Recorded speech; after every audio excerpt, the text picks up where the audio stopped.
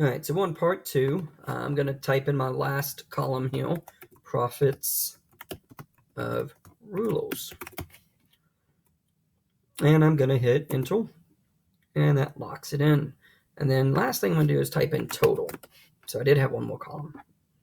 So number of pencils, I have pre-filled these. So you will just have to kind of pause the video and write them down so you can stay with me.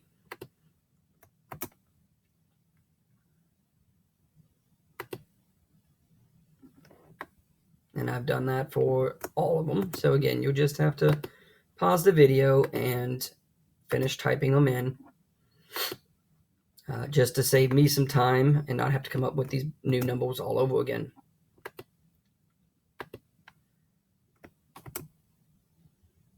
All right, so cost of a pencil for this fictitious report is going to be 35 cents. So we're going to type in 0.35, and it's the same 35 cents throughout the entire week. So I can use my fill handle to drag that down. And then I can do the same thing for the next one, $2.50, 2.5, hit enter. And I'm going to drag that down. And then the last one here was 50 cents. So 0.5. And then I'm going to drag that down. Okay. Now, we don't add up the cost of the rulers.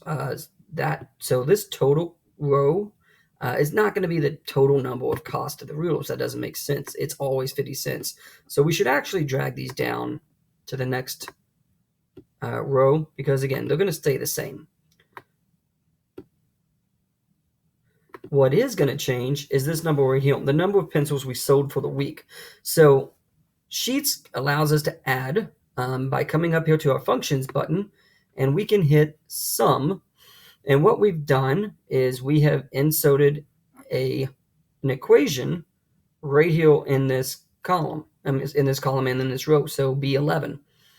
We're going to add up all these pencils that we sold. Now, I don't want to have to add them up continuously, and if something changes for the next week. So what we're going to do is we're going to select the cells with this equals, because every equation in Sheets starts with an equal sign, whether it's a formula that they have given you or a formula that you're going to create. So we're going to do sum, because sum is adding, and we're going to add up these cells. And you notice I say we're going to add up the cells, not the numbers. Because if we add up the cells B4 to B10, and when I click on it, you're going to see up here on the formula bar, B4 to B10, it's adding whatever number is in this. So even if I change this, and you're going to see it's 525,000. So let's say I change this to a 1 and this here to a 3. It's going to dramatically change my numbers. You can see that down here. So it's still adding them. It's adding the 1 and a 3 now along with all the rest of these numbers. So that's why we want to add the cells together and not say we want to add the numbers together, because the numbers change. I want it to add whatever numbers in that cell. So I'm going to hit undo so I can have the original numbers back in there. And again, this copy of pencils, cost of pencils, that's not changing.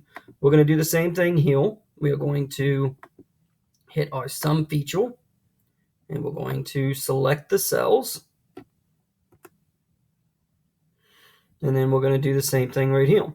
I'm going to click on it, hit Control Copy, Control Paste, and you will notice that it copies the cells information. So this here was 3,213, and it was D4 to D10.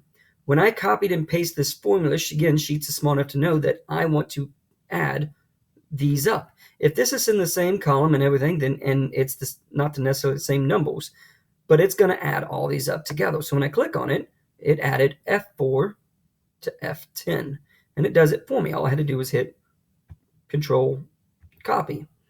So that's how we can make that quicker on ourselves. And then last thing we're going to do is we're going to continue to do the sum function on these.